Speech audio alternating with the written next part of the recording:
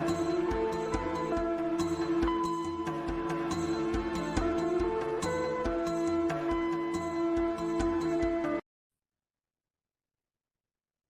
queridos amigos, queridas amigas, sejam muito bem-vindos e bem-vindas. Esse é o canal do YouTube Nas Pegadas de Paulo de Tarso. Com muita alegria que estamos aqui para podermos compartilhar com você os nossos estudos das escolas iniciáticas do passado.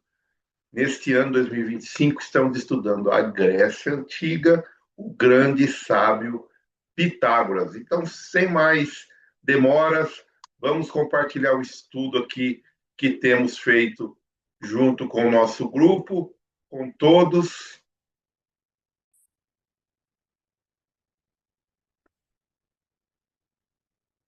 E vamos iniciar, então, Grécia Antiga, projeto de estudos iniciáticos, escolas iniciáticas do passado. Os nossos objetivos, que são estudar os conceitos iniciáticos em grupo, trazer os conceitos iniciáticos à vivência prática e levar essas ações práticas para a sociedade através do nosso testemunho. Muito bem, aqui a nossa agenda. Estamos agora estudando nesse vídeo o nosso objeto de estudo, são os versos de 36 a 41 dos versos dourados de Pitágoras, que esse já é o nosso conhecido livro, que estamos utilizando como referência, e para dar a introdução, o nosso ambiente, né, trazendo essa reflexão de Tales de Mileto, que diz: a coisa de maior extensão no mundo é o universo. A mais rápida é o pensamento. A mais sábia é o tempo. E a mais cara e agradável é realizar a vontade de Deus. Muito bem, então já vamos aqui para o nosso primeiro verso desse vídeo, que é o verso 36. Estamos colocando ali, perdão, pessoal, estamos colocando ali entre colchetes, né, o número 21, que é a referência do livro, né? Estamos, então, lá no nosso livro, que é o nosso livro-texto. O livro traz como 21, porém o livro agrupa alguns versos e nós estamos tratando o verso de 1 a 72, mas no livro é 21. E a gente vai ver que alguns versos ele se repete o número 21, 22 e assim sucessivamente. Então ele diz assim, no verso 36, é necessário esclarecer em tudo um meio justo e bom. Aqui já vem uma reflexão muito importante, que é como nós estamos enxergando as situações das nossas experiências. O copo, ele está meio cheio ou ele está meio vazio? Como que nós enxergamos isso, né? Nessa analogia aí simbólica do copo de água, aonde ele está preenchido de água apenas na sua metade. Quando eu enxergo o copo meio vazio, analogamente, estamos olhando com o olho um pouco pessimista. E quando eu enxergo que ele está meio cheio, né, positivo, né, olhando de forma otimista. Então, se realizarmos com prazer coisas vergonhosas, o prazer passa e a vergonha perdura. E se realizarmos alguma coisa nobre com 1000 obstáculos, as dores, os obstáculos passam e exclusivamente o nobre perdura. Olha que interessante. Quem já está acompanhando aqui no canal Nas Pegadas de Paulo de Tarso, os estudos dessas escolas iniciáticas, vimos no ano passado, aliás, no ano retrasado, né, no ano de 2022, quando estudamos a Índia Antiga, o Bhagavad Gita, Krishna traz um ensinamento muito parecido, porque ele fala assim, que quando nós estamos envolvidos no desejo, envolvidos nos prazeres das coisas mundanas, no começo ele parece doce, mel, né? Ele é suave, ele é gostoso, mas com o passar do tempo ele se torna amargo. Então, toda vez que eu uso algo que me traz prazeres, né, materiais, então posso falar assim, vou utilizar para eu poder relaxar o uso do álcool, um exemplo, né, de uma bebida alcoólica. Então, naquele momento que eu estou usando, ele está agradável, perdão, ele está trazendo uma sensação agradável, ele está me trazendo ali um relaxamento, está gostoso, mas com o passar do tempo, ele pode virar um fel amargo, porque vem a dor de cabeça, vem a ressaca e vem as consequências físicas. Mas, no ao contrário, quando eu busco as coisas do espírito, da transcendência, no começo é muito difícil, é muito amargo, mas com o passar do tempo, ele vai se tornando doce, né? Um gosto de mel, suave. Se a gente for transportar os ensinamentos aqui de Pitágoras, do verso 36, e de Krishna, quando ele vai falar sobre, né, é, as gunas, né, podemos dizer assim, quando ele vai falar dessa relação entre as coisas que transcendem a matéria e as coisas materiais, e fazer um transporte para as ideias da Bíblia cristã, do cristianismo, Jesus ele vai trazer a mesma ideia, né, de forma diferente, colocando ali a figura, né, da analogia, da simbologia, como a porta larga e a porta estreita. Então, a porta larga, a porta da perdição, é fácil, né? A gente consegue passar ela facilmente, mas a estrada pedregosa e a porta estreita requer esforço, requer perseverança, requer coragem para irmos em frente. Então, com esse verso, nós fazemos analogia tanto com as ideias, né, da Índia antiga como do cristianismo, tendo essa ideia que quando eu faço algo nobre, os obstáculos vão sumindo, né? Vai ser difícil no começo, coisas espirituais é difícil, mas depois a gente vai, né, ter aí a recompensa, porque as dificuldades, as dores ficam pelo caminho e a ação nobre perdura.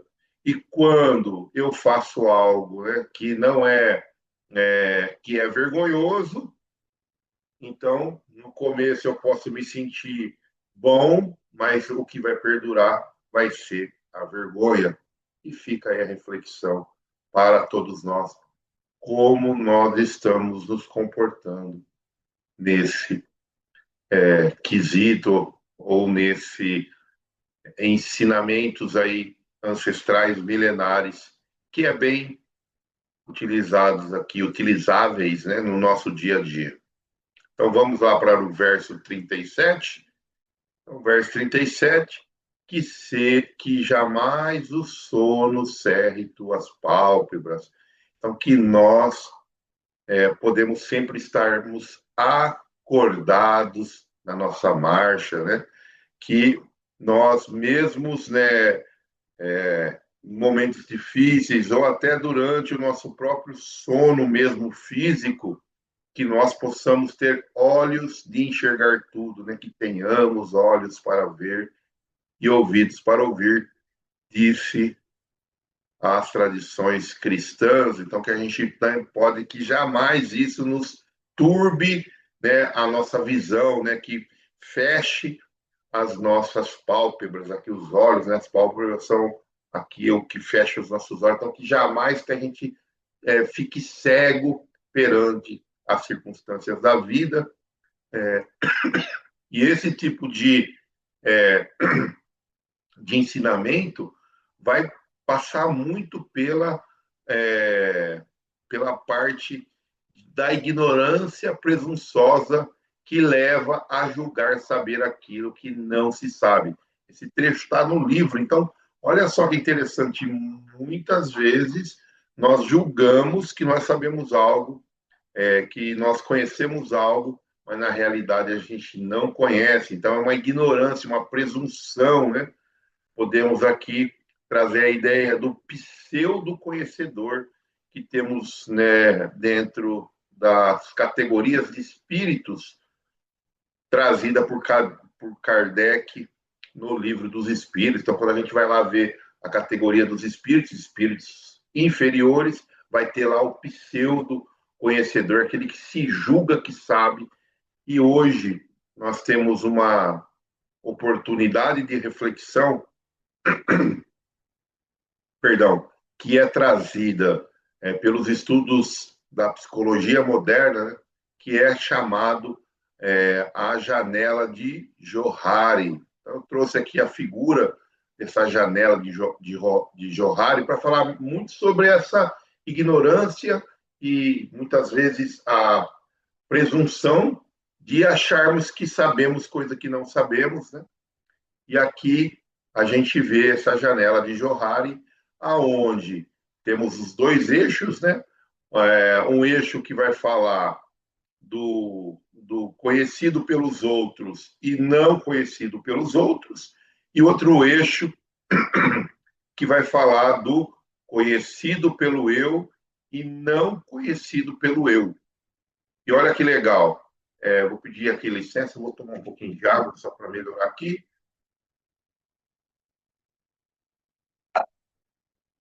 Olha que legal. Quando eu estou com o eu aberto totalmente, eu me conheço, essa é a teoria dessa janela, e os outros me conhecem. Então, seria como se eu não tivesse nenhum tipo de máscara, eu fosse transparente, detentor de um autoconhecimento, e da mesma forma que eu me observo, aqueles que estão à minha volta também me observam. Bem interessante isso, né? O eu aberto. Agora, veja só o eu secreto. O eu secreto é eu me conheço, mas eu não me demonstro para os outros como eu sou realmente. Então, não sou conhecido pelos outros. Por quê? Porque eu vou usar uma máscara. Eu sei como que que eu sou, eu me conheço, eu me escondo, eu me mostro de outra maneira para as outras pessoas. Então, o não conhecido pelos outros é o eu secreto. O eu cego é quando eu não sei como que eu sou, eu não me conheço, eu não me vejo daquela forma que os outros me vê. Isso aqui, esse eu cego, é muito comum, né? Nós achamos que nós somos de um jeito e às vezes vem várias pessoas falando, Eliandro, olha aí essa prepotência, ó, você está meio arrogante, e eu acho que eu não sou arrogante. Então, quando muitas pessoas estão falando algo, o que a gente tem que fazer, pelo menos, é refletir, ver se tem razão ou não, e se tiver razão, fazer algo para nos conhecer. Primeiro, o reconhecimento, né? O autoconhecimento, eu me reconheço como eu sou, e a partir do momento que eu me conheço daquela maneira e aquele jeito de agir ou aquele sentimento que eu estou, né, distribuindo nas minhas relações não são legais, eu busco a transformação daquilo, a melhoria daquilo. Isso nós caracterizamos dentro das escolas de iniciação como transformação, transcendência, reforma íntima, a palavra que vocês acharem melhor de utilizar. E aqui o nosso último quadrinho é quando é o eu desconhecido. Então, nem eu sei o que eu sou, nem os outros sabem o que eu sou. Então, dentro dessa característica aqui, é muito importante para eu usar o quê? O autoconhecimento. Então, é eu me conhecer mesmo usando as ferramentas, várias ferramentas, e uma é essa, que eu trouxe aqui apenas um aperitivo, não sou especialista nisso, mas que nós possamos pesquisar e desenvolver aí o conhecimento sobre a janela de Johari. Vamos para frente, então, pessoal? Então, vamos lá, verso 38. Olha que legal que ele vem falando, né? Pitágoras, sem te perguntares o que deixei de fazer, o que fiz, o que deixei de fazer, o que fiz. Então, sem te perguntares. Quer dizer, se eu não fizer esses tipos de questionamentos sobre mim mesmo, fica muito difícil eu me conhecer, eu fazer o autoconhecimento. E hoje a maioria dos acompanhamentos psicológicos, né, com os psicólogos, até com os psiquiatras, eles vão nos orientar para fazermos o quê? Nos conhecermos, autoconhecimento. E as escolas iniciáticas do passado, né, do Egito Antigo, da Índia Antiga, da China Antiga, principalmente da Grécia Antiga, vai falar muito sobre que nós temos que nos conhecer, o autoconhecimento. Como que eu vou modificar algo se eu não conheço, se eu não sei como que eu sou, se aquilo não está me incomodando porque eu desconheço? Então, o autoconhecimento é muito importante. E lá no livro, ele vem falando nesse tópico que o autoconhecimento era o primeiro conhecimento de todos, aquele que devia conduzi-los para todos os outros conhecimentos, todos os demais conhecimentos. Então, qual era a primeira coisa que eles tinham que fazer? Se conhecer. Essa é um dos primeiros requisitos dessas escolas de iniciação. E quem fez a escola iniciática Aprendizes do Evangelho sabe muito bem do que eu estou falando, porque o autoconhecimento é um dos pilares principais da escola Aprendizes do Evangelho e das escolas iniciáticas do passado. Precisamos nos conhecer, né? O autoconhecimento, então, é o primeiro conhecimento que devemos buscar. E dentro da escola de Aprendizes do Evangelho, é muito trabalhado esse autoconhecimento, né? Nos conhecermos, identificar as nossas potencialidades, identificar as nossas fragilidades, e aí irmos trabalhando com os recursos iniciáticos que são passados nessas escolas, então os graus iniciáticos, os conceitos em cada um desses graus, tanto nessas escolas antigas, da Grécia Antiga, a gente está estudando isso agora, como nas escolas iniciáticas modernas. É bem interessante que o autoconhecimento, para eles, é o primeiro dos conhecimentos, e para nós também deveria ser o primeiro conhecimento, é nos conhecer para depois trabalhar, né? A misericórdia, a justiça, o amor, a benevolência de Deus em nós, e a partir do momento que eu me conheço e trabalho isso em mim, eu vou ter condições de trazer a benevolência, a caridade, o perdão, todos esses, né, essas qualidades para o próximo. Aplico em mim e depois também ao próximo, né? Amar ao próximo como a si mesmo. Então, eu preciso estar bem para eu amar muito poderosamente o meu próximo. E lá na Grécia Antiga, a gente vai ver que tinha um conceito lá no oráculo de Delfos. No oráculo de Delfos, essa é a tradição, vocês podem pesquisar aí, a gente vai lá, pesquisa e vê as ruínas, né? Quando a gente vai pesquisar, isso aqui está lá na Grécia, né? E eles falam que nesse templo, né, no oráculo de Delfos, onde ficavam as pitonisas, tinham duas frases ali na entrada desse oráculo. Uma delas é muito conhecida conheça a si mesmo.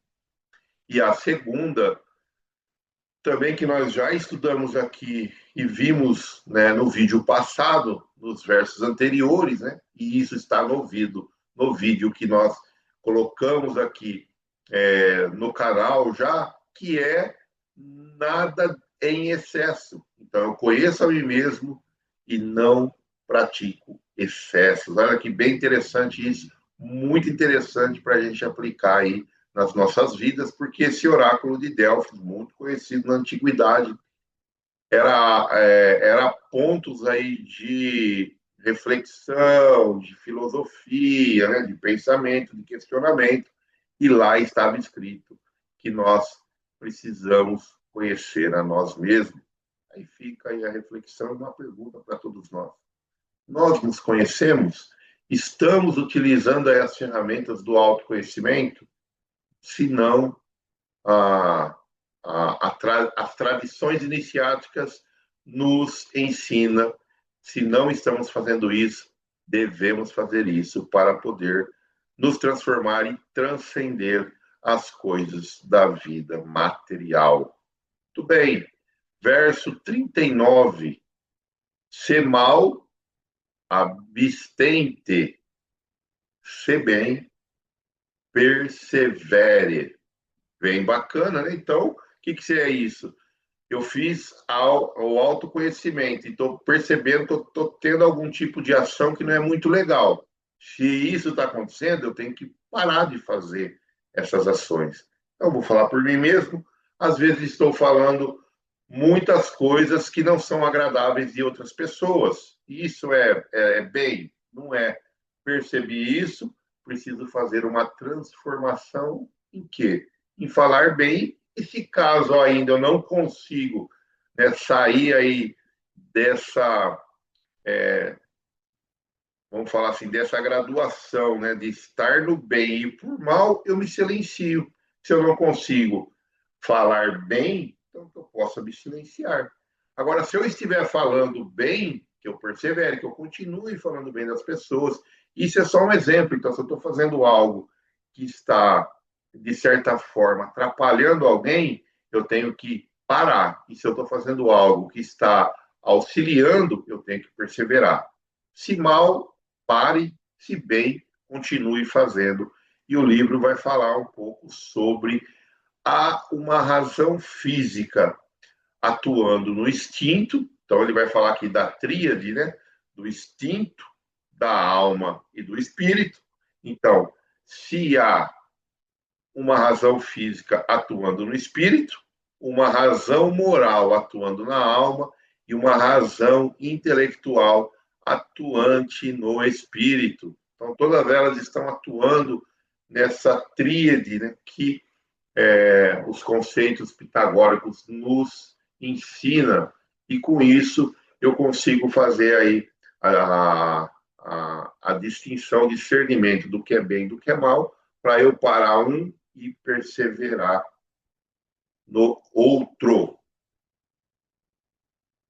Muito bem, vamos em frente então para o verso 40. Pondera meus conselhos, ama-os, segue-os todos. Então, aqui Pitágoras está falando, ó, pense aí no que eu estou falando até agora, né? Em todos esses versos. Já foram 40 versos, né? E faça isso com muito amor e siga eles, né, com toda a sua força, com toda a sua perseverança. Então, mais se os diversos graus da iniciação exprimem simbolicamente os diferentes graus de virtudes que os homens podem, em geral, atingir. Então, ele está falando aqui sobre os graus iniciáticos. Estávamos comentando há pouco sobre isso, nessa graduação iniciática. Aqui, uma coisa que a gente tem um conhecimento é que, para ser sênior, lembrando aí, essênio era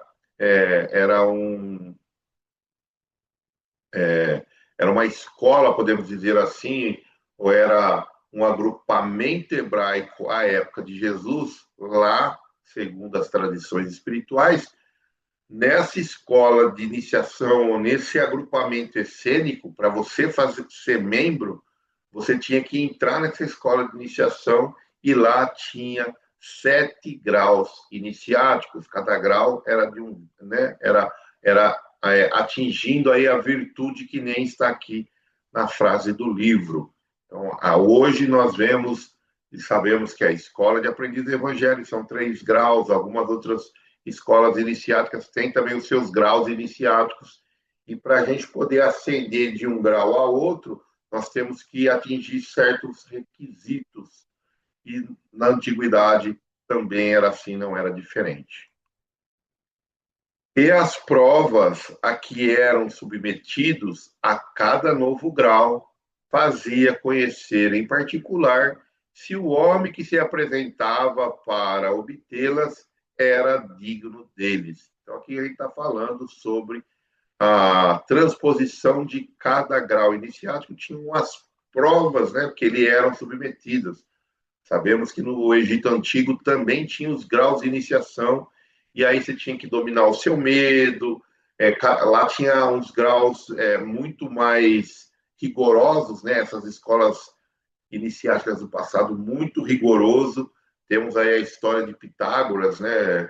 Que nós estamos estudando aqui, que para admitir também certos candidatos, discípulos, também tinham aí que ter certas qualidades, e muitos não eram, né, admitidos na escola porque não possuíam as qualidades necessárias para ser um adepto e ser inserido nesses conhecimentos, porque pessoas que não têm certas qualidades, com conhecimento muito grande, pode gerar uma dificuldade para muitas pessoas. Então, lá era detido. Se a gente for fazer a pesquisa na Bíblia hebraica, a gente vai ver que quando Moisés, né, bebezinho, no Egito, ele também, né, segundo as tradições lá hebraicas, da Bíblia hebraica, ele foi colocado no rio Nilo, perto do templo ali de uma princesa, e a princesa pega esse bebê e cria ele como se fosse um príncipe. Então, ele também, Moisés, tem contatos, né? E aprende toda a iniciação egípcia, todas as escolas, né, com os sacerdotes, porque naquela época eram raras as pessoas, geralmente eram os nobres, né, os príncipes, os reis, que tinham acesso a esse tipo de conhecimento. E essas provas vão dando qualidade. Quem fez escola de aprendiz de evangelho sabe muito bem o que eu estou falando, porque para nós podermos ascender de um grau para o outro, nós tivemos que passar por provas, né? Por exames espirituais, tivemos que cumprir as etapas de cada grau. Então, é bem comum isso para quem fez a escola de aprendiz do evangelho. Se você não sabe do que eu estou falando e está aqui acompanhando esse vídeo, procure aí próximo da sua casa, ou até escolas online, sobre as escolas de aprendizes de evangelho que tem no movimento da Aliança Espírita Evangélica. E lá, quem for participar verá todas essas ferramentas que nós estamos falando aqui, desde lá do Egito Antigo, né, muito usado dentro das escolas de aprendizes, porque as escolas iniciáticas e todos os ensinamentos, elas se convergem para um pensamento e para uma direção. Vamos para frente, pessoal? 41. Então, as divinas virtudes saberão conduzir-te. Então, nesse verso, ele vai falar que nós, quando temos, né, buscamos essas virtudes, elas vão nos orientando no caminho, vão nos conduzindo para um caminho. E hoje a gente já sabe, né? Jesus mesmo falou para quem segue as fileiras cristãs: eu sou o caminho, a verdade e a vida. Então, essas virtudes vão nos conduzindo. Se eu quero seguir Jesus, eu tenho que esquecer de mim mesmo, pegar a minha cruz e seguir. Esses são os ensinamentos do Mestre. Que nós possamos, então, refletir sobre isso. Seria, porém, necessário para isso conquistar virtudes divinas, e do mesmo modo que nos elevamos do instinto ao entendimento pela purificação, passar do entendimento à inteligência pela perfeição. Aqui ele vai falar um pouquinho no livro sobre a separação, né? Lembrando sempre lá que o livro é dividido entre a parte da purificação e a parte da perfeição. Nós já adentramos aqui a parte da perfeição nos nossos estudos. Então, nós temos que fazer o quê? Irmos nos transformando, né? Sair aí da ideia, né? Do instinto, né?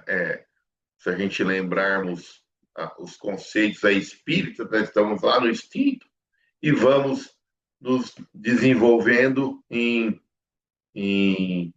pessoas melhores, em planetas melhores. Então, o planeta na classificação, né? Espírita está lá, o planeta de primitivo, o planeta de provas e expiações, que é esse que nós estamos, mas nós já estamos na transição para um planeta de regeneração, para depois, no futuro, sermos conduzidos, né, com o nosso próprio desenvolvimento para um planeta ou as moradas, aí há muitas moradas na casa do Pai, os planetas felizes, né, os lugares felizes, aonde não vai mais haver nenhum tipo de sofrimento e nem de dor. Para isso, precisamos ir conquistando essas virtudes, né, saindo do instinto, nos elevando do instinto e nos purificando, saindo a nossa redenção até nos tornarmos perfeitos, né? Jesus falou, sede perfeitos como o vosso Pai é. Então, a perfeição, lembrando sempre, perfeição relativa, né? Perfeição absoluta é a perfeição de Deus. Nós sempre trazemos os tópicos mais importantes ali que identificamos entre os versos 36 e 41. Então, é realizar as coisas com nobreza, as coisas nobres, né? Buscar as coisas nobres. O que seria isso? As coisas que são duráveis, que nós levaremos com o nosso espírito, né? As coisas da terra, da matéria, as coisas que transcendem aí a matéria.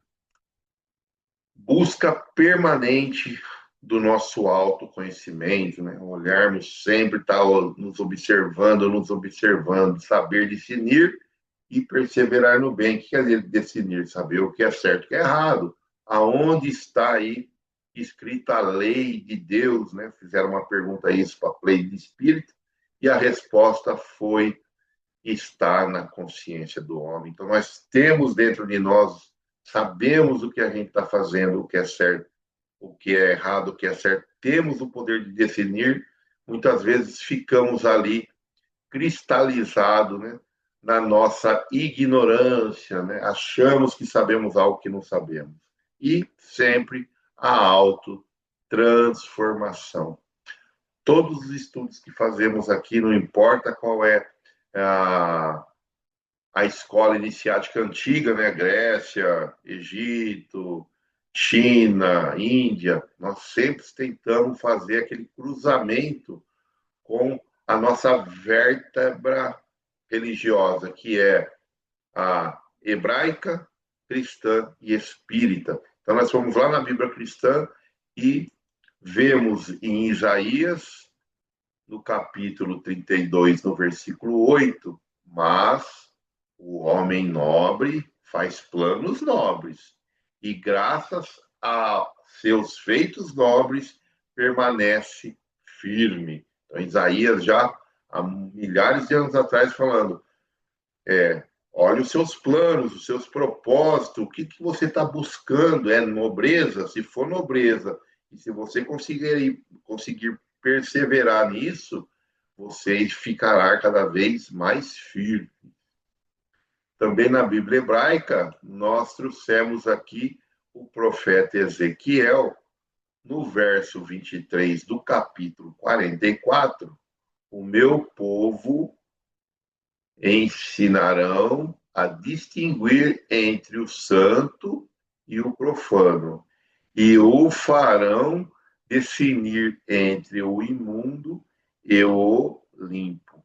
Então, que nós possamos, né, ter os olhos para ver, ouvido para ouvir, saber, entender e definir. Definir é escolher, definir não é escolher, mas definir é entender ou conhecer o que eu estou escolhendo.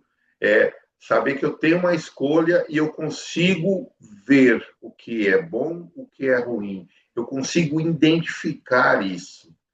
Isso é importante. Por isso que o autoconhecimento é o primeiro dos conhecimentos que todos nós deveríamos ter em nós.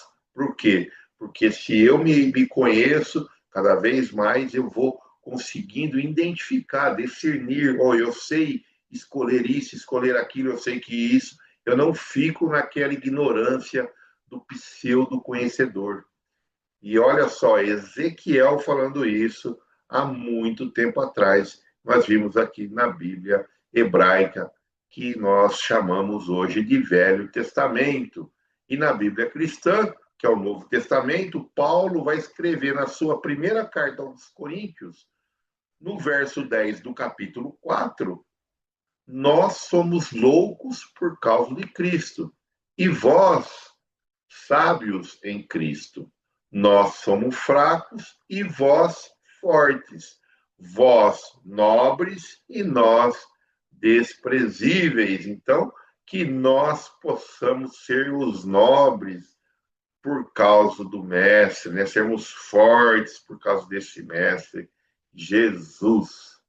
Muito bem. E também Paulo escreve aos Hebreus, no capítulo 5, do versículo 14, mas o alimento sólido é para os adultos, para aqueles que, pela prática, têm as suas faculdades exercitadas para decidir não somente o bem, mas também o mal. Então, Paulo já falando para os hebreus, olha, a gente, né, temos aí, fazendo uma analogia com o alimento, né, damos alimento sólido, coisa robusta, para quem já é crescido, não é criança. Criança a gente dá a papinha. Então, nós somos adultos, nós já temos condições de escolher, definir, entender o que é certo e o que não é, o que é bem, o que é mal, o que é limpo, o que é imundo, tudo dentro dessa simbologia, dessas analogias para a nossa vida. Na parte do cristianismo, nós trouxemos aqui um livro, Cristianismo e Espiritismo. Esse livro é um livro escrito por Leon Denis, contemporâneo lá de Allan Kardec, no capítulo 11, que tem o título Renovação. Eu trouxe um trecho aqui. O estudo do Espiritismo ensina que a vida é combate pela luz. A luta e as provas só hão de cessar com a conquista do bem moral. Esse pensamento retempera as almas, prepara-as para ações nobres e para os grandes empreendimentos. Então, é só um trechinho. Quem quiser, vai lá, pesquisa aí no livro Cristianismo e Espiritismo. Leon Denis vai fazer muita comparação entre a religião nascente, né, lá o espiritismo, fazendo uma comparação com o cristianismo, porque o espiritismo nada mais é do que o cristianismo redivivo. Então, nós vamos reviver, nós temos que viver novamente o cristianismo das primeiras eras, né, do primeiro século, daquele início que tinha pureza, ainda não estava sendo deturpado, não foi deturpado por nós nos decorrer dos milênios. E aqui ele vai falar que quando, né, eu vou lá fazer as lutas, eu vou ter as provas, e eu vou ali persistindo com perseverança, eu vou conquistando o bem moral, e esse bem moral me prepara para as ações nobres que devemos fazer. Muito interessante. Também pegamos na Gênese, mas aqui é a Gênese de Kardec, tá? É o livro A Gênese, capítulo 1, Caráter da Revelação Espírita. Também aqui na parte do Espiritismo, nós vamos falar, né? É do Espiritismo. E lá nesse livro, Kardec coloca todos os espíritos, pois, seja qual for o grau de elevação em que se encontra, nos ensina alguma coisa. Cabe, porém, a nós, visto que eles são mais ou menos esclarecidos, definir o que há de bom ou de mal no que nos digam e tirar do ensino que nos deem o proveito possível. Kardec ele vem falando assim, ó, o espiritismo faz muito intercâmbio, né, entre o plano material e o plano espiritual, dimensão da matéria, dimensão do espírito.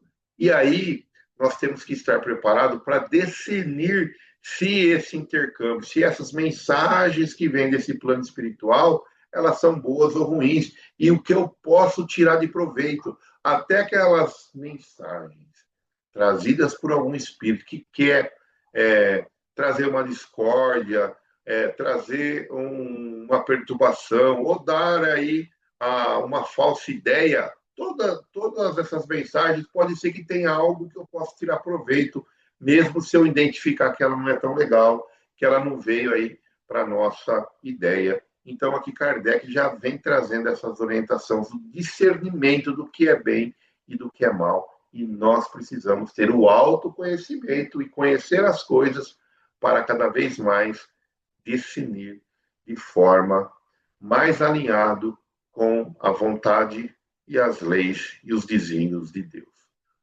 Muito bom. Depois de nós termos estudado tudo, nós fizemos exercício prático, né? Um momento de partilha. Estou conseguindo direcionar minha alma durante o sono para lugares salutares. Então, aqui nós lá no grupo que nós estudamos com os nossos colegas, nós compartilhamos o que cada um, né, vivencia, o que eu vivencio, e como sempre aqui não é o fórum para fazer isso, mas no grupo de estudo nós trazemos essa ideia para quem estiver acompanhando também fazer as reflexões consigo mesmo, aonde quer que esteja aqui acompanhando no canal Nas Pegadas de Paulo de Tarso, e fazer a reflexão. Para o próximo vídeo, nosso objeto de estudo, o que nós vamos estudar, são os versos de 42 a 47, né, do nosso livro, e também temos aqui uma sugestão de exercício prático de reflexão enquanto estamos estudando o verso 42 a 47, fazemos a reflexão sobre: já me considero disperso para as coisas da alma? Sei o que é preciso realizar? Nós vamos estudando o verso de 42 a 47 e refletindo sobre isso. Será que eu estou totalmente desperto aqui, né? Entende? Eu sei, eu conheço as coisas da minha alma e eu sei qual que é o meu propósito, por que eu estou aqui, o que eu preciso fazer. Eu sei qual é o meu talento, se a gente for usar a simbologia evangélica. Fica aí a reflexão para todos nós durante os nossos estudos, e chegamos aqui ao final dos nossos estudos. Gostaríamos muito de agradecer demais a todos que estão aqui acompanhando o canal Nas Pegadas de Paulo de Tarso. Nosso muito obrigado por tudo que tem aqui nos auxiliado, deixando aí a mensagem, os comentários. Muitas pessoas que às vezes me encontram pessoalmente falando, né, das reflexões, ou mandando aqui uma mensagem para como que mensagem, reflexões boas, atuais. Então, o que eu posso transmitir a todos vocês é a minha gratidão, o meu muito obrigado por estar conosco nesse projeto, que nós possamos se fazer sentido para nós, e vocês acharem que sim, difundir esses conhecimentos, né? A internet tem tantas coisas, tantos assuntos que às vezes são assuntos que não estão aí buscando essa transcendência. Então, se você acha que todos devemos fazer isso, nos ajude a compartilhar, a enviar aí nas redes sociais de vocês, para amigos, parentes, etc. Nos ajudem aqui a difundir essas ideias que sempre traz uma reflexão, e eu espero do fundo do meu coração que todos nós possamos estar usando essas reflexões no nosso dia a dia e que nós possamos ficar aí com a bênção de Jesus, né, que ele possa abençoar os nossos esforços de transformação, de conhecimento, e que todos nós possamos ficar na paz do nosso Senhor bendito. Muito obrigado, gente. Um grande beijo. Até o nosso próximo vídeo. Tchau, tchau, pessoal.